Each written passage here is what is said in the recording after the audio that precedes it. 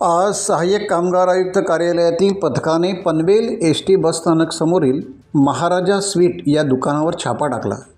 त्यामुळे पनवेल शहरात मोठी खळबळ उडाली। एका बाल कामगारांची या छाप्यात सुटका करण्यात आली। बाल कामगाराला कमी वेतनात अतिश्रमाचे काम देऊन त्याला राबवून घेणाऱ्या दुकानाच्या मालकाविरुद्ध गुन्हा दाखल करून त्याच्यावर पुढील कारवाई सुरू आहे।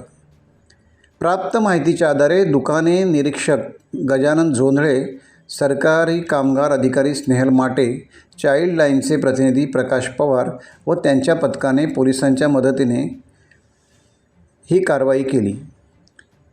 महाराजा स्वीट या मिठाईच्या दुकानावर छापा मारला त्यावेळी त्या ठिकाणी 16 वर्षीय मुलगा काम करत असल्याचे निदर्शनास आले।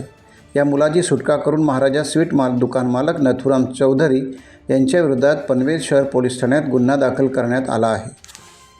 टाइम्स डिजिटलला लाईक करा, शेअर करा, सबस्क्राईब करा आणि बेल आयकॉन दाबायला विसरू नका। Times digital.